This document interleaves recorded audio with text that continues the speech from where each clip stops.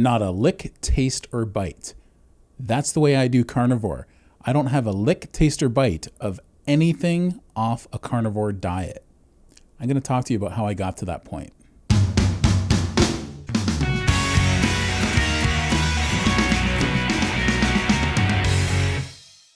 What's shaking bacon? My name is Bruno Panucci. I hope you're doing well. So I've been doing this carnivore diet for over 1.5 years consistently, and I was doing it inconsistently for a few years before that, since about 2018, and zero carb before that. Well, what's the difference? I'll talk more about that in another video, but I was having some zero carb vegetables in that window since 2013, leading up to 2018. In that time frame, I've lost 150 pounds. Now, the interesting thing about this is it was tough for me to be consistent doing a carnivore diet, a strict carnivore diet. And I'm talking about not letting little bites of food in there, here or there, because everyone's a little different with this, and that's fine. Some people can have a bite or a little bit, like a chip or a cookie or a cupcake or something like that every now and then, a bite of it. That's good for them. In fact, that's something I wish I could do, but I'm not that person, and I'll explain that in a minute. So I want to make sure we're on the same page the whole way through this video. I can't stress this enough. I'm doing me in this video. You do you.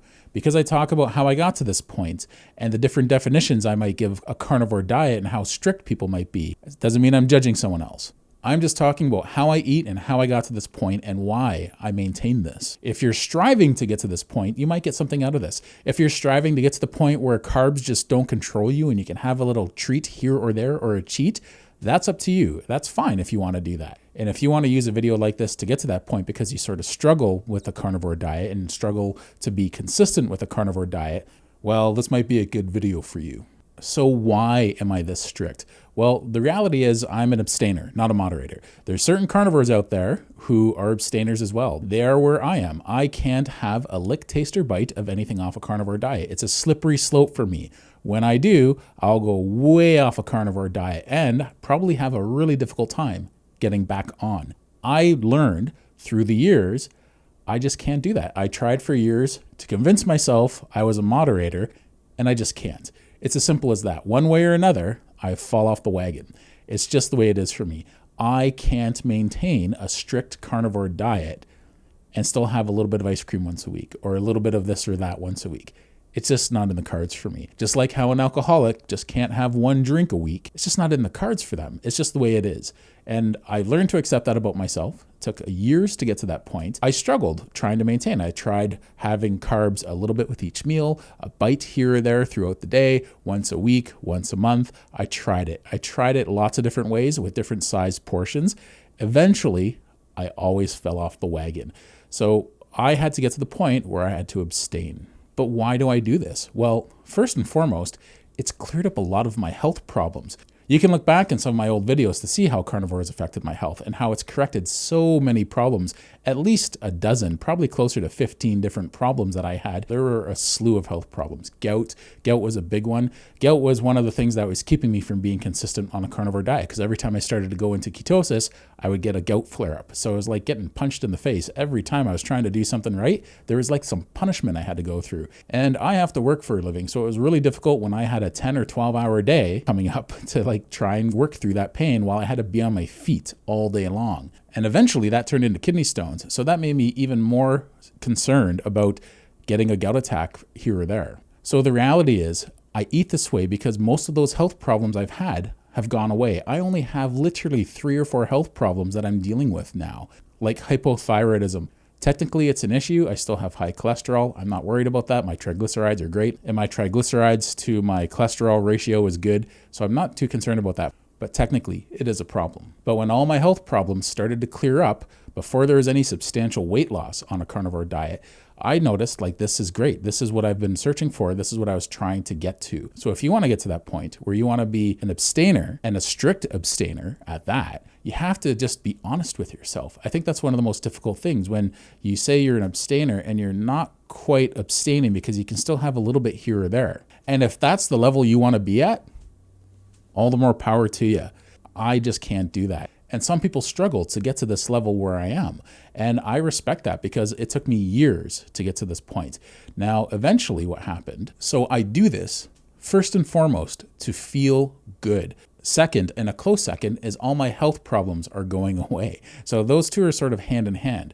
Next down the list, weight loss, because I want to keep getting healthier and healthier. So along with that weight loss, I'm trying to maintain my lean mass, and I've been doing a pretty good job of it.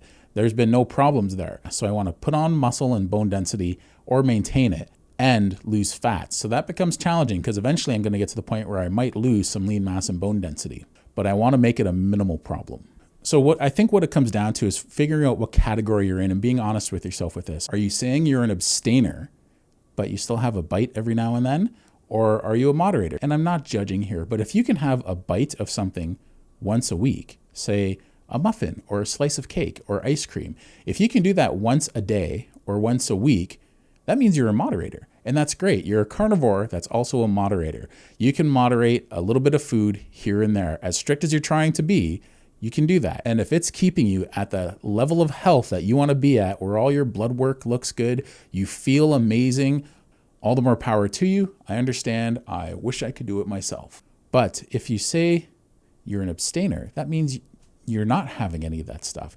You can't have any of that stuff. You've gotten to the point where you've just accepted that you just can't have that food, even a little bit, because it throws you off the wagon. So first off, figure out which one you are, an abstainer or a moderator. I think if you want to be an abstainer, where you're not having a lick, taste, or bite of any of those foods, you have to be honest with yourself at this point and set up a game plan. You have to understand where you fall short, why you fall short, and how it affects your body when you fall short. Most people are doing this to feel good, and 95% of the way there is good for lots of people.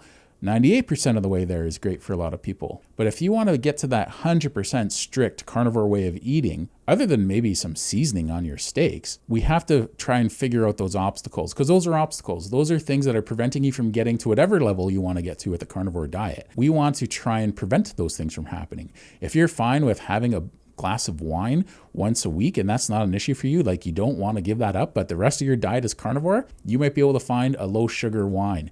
I personally don't recommend that because, in my opinion, when you have carbohydrates and sugar of any kind in your diet, it keeps the cravings alive. So it is making it an uphill battle for you. But if you are a moderator, that's probably not an uphill battle for you, as long as you can portion size and moderate the frequency of when you're having any of these foods or drinks. As long as you can moderate how often you're having these food or beverages, then why not? If that's your path, take it. But be honest with yourself. Are you having that glass of wine, 3 times a week? Or is that one glass turned into 3 glasses? Is it, you do it once a week, but maybe every 4th week you have 6 glasses of wine? There's nothing wrong with that. I'm just saying be honest with yourself. At that point, once you figured out where your pitfalls are, maybe you want to look into a game plan. This game plan has to be, all right, so I have a strategy in place now. I know what I want. You know your goals of where you want to get to. And now the hard part is following through, because you're breaking up with the sugar and carbohydrate addiction. Some people might have to go all the way to 100% for a while before they can fall back to moderation.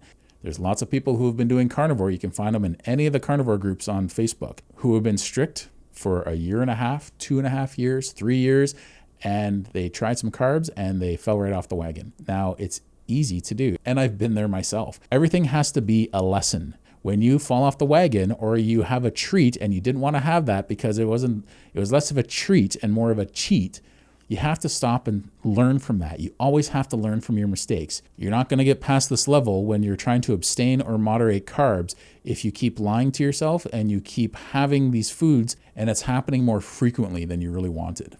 I think it's important to look into a coaching group or going to one of the groups in Facebook and being active. I don't think you should sit back and not participate. You need to make your activity a bigger part of your life. Feed off of other people. Feed off the people you find that are doing good. If you want to become a bricklayer, you don't watch the guy next door who's cutting his grass. You watch the guy on the other side of your property who is a professional bricklayer, and you learn from that guy. You find the people who are good at what they're doing, and you try and emulate them. You try and do what they're doing so that you can follow in those footsteps. They have lots of advice to give, and listen to it. Try and apply it to yourself. Be honest with yourself about which direction you're going in. Every mistake you make is a learning opportunity. So try and learn from the people who have already gone through what you've gone through.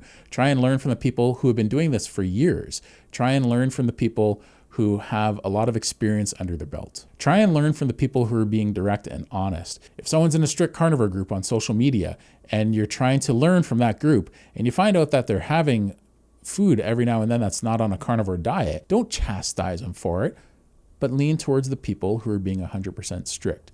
It all depends on what your goals are and who you want to learn from. For me, there was an emotional component to my eating. It took me a long time to realize that. I was 24 or 25 by the time I realized that. And then it took me years before I tried even dealing with that.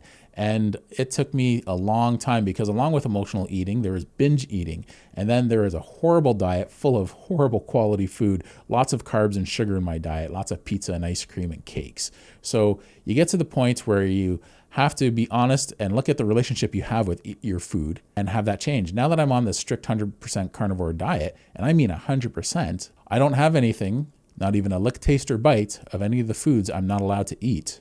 I've imposed that upon myself because that's the standard I have to keep for myself. Well, I'm at the point where I don't emotionally eat anymore. I don't really binge eat anymore because it's tough to binge eat when you're doing a carnivore diet, especially if it's a high fat carnivore diet, because you can't eat that much anymore. Everything starts to regulate and balance itself out. So when people start losing weight, it's because eventually when you do this and you become more in tune with your eating, what happens is your portion sizes may go down. You may have to force feed yourself for the first little while because maybe you shrunk your stomach too much from starving yourself for so many years. Maybe your body needs more fuel and maybe you have to learn to stretch your stomach out a little bit. In my case, I tried to shrink my stomach a little bit because I was having 6 pounds of meat a day. That's a lot of meat. How do I treat myself now that I'm on a carnivore diet? Well, I like having chicken wings. I like having cold cuts, mortadella, capicolo. I make my own homemade capicolo.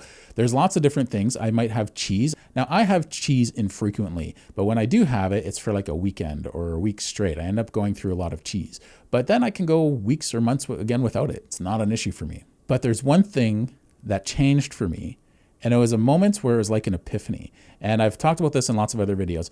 I had to put my dog down, and I went through a lot of emotional eating for the next few months afterwards.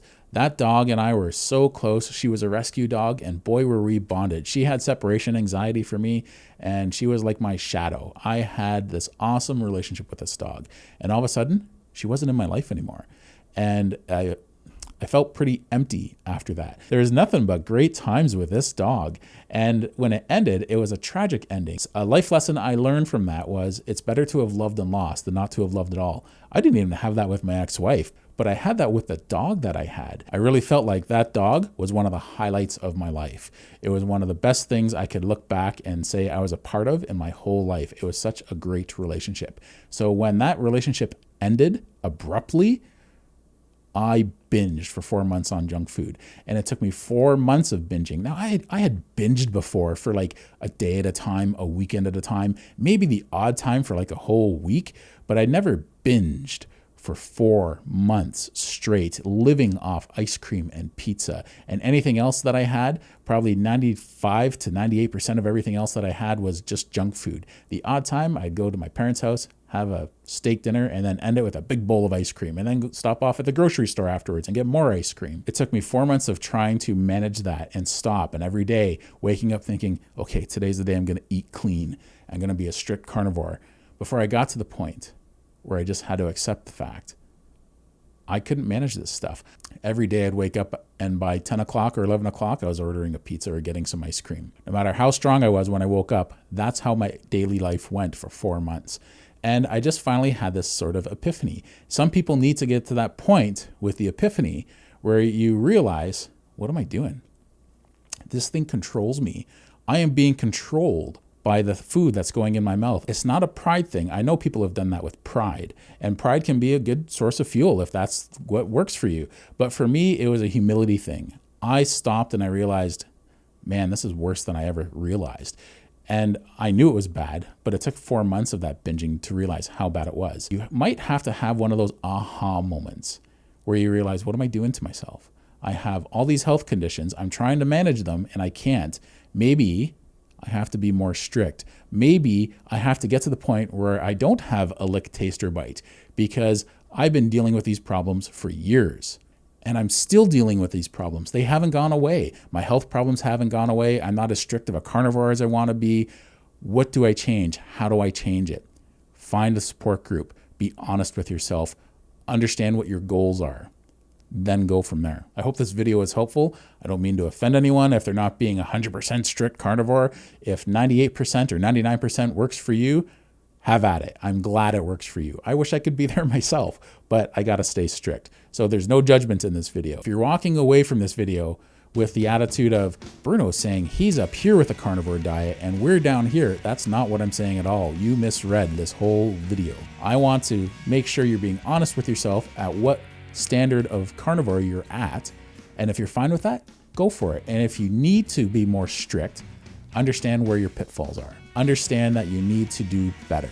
Understand why you're at where you're at, because not everyone wants to be where they're at. Some people are striving for 100%. They just can't get there. And it takes a good 3 months, in my opinion, of getting consistent. That was my experience.